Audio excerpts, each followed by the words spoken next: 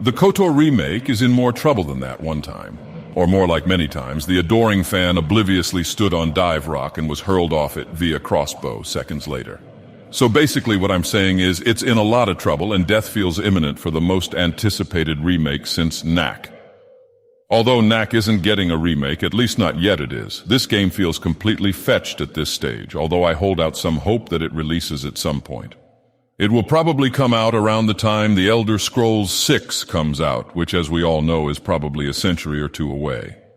I cannot escape the cold, harsh reality of video game release dates these days. It's all I ever think about in this damned heart chamber. I just comfort eat now, stuffing down salt rice butter and scrib jelly sandwiches as I play Pazak in Javier's Cantina one more time.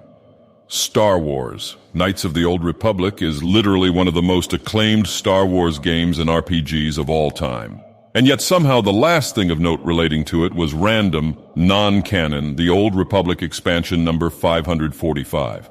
For shame, Lucasfilm Games and the now dead and buried LucasArts. For shame. You know, things are bad when obscure games like Psychonauts and that David Duchovny cel-shaded game from like 2003 are getting remade before it. I mean, how does that happen? The Noirs at Disney are constantly avoiding the ancient, highly praised and sought-after era of Star Wars elephant in the room.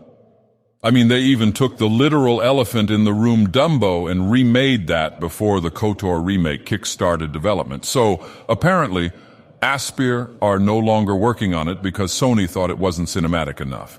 Sony thought that Kotor was Uncharted or some swit like that.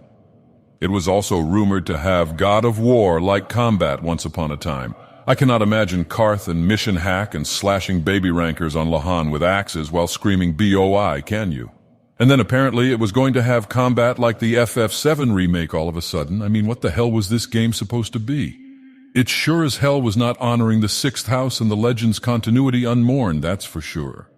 Now Saber Interactive are handling it, because why not change devs and delay this remake even further? I mean, Dagoth Ur, the one true God forbid we get a Star Wars game that doesn't go through the most extremes of development hell for no good reason.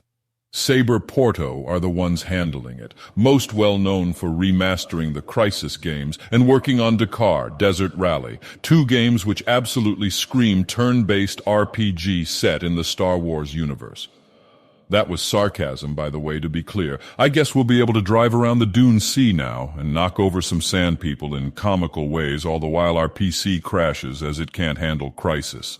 This is exactly what the Kotor remake needs, and then make it more cinematic by having that Nathan Drake fetcher show up and crack a few jokes as he steals the Eastern Dune Sea map for himself, leaving you high and dry, wondering what went wrong during this game's development.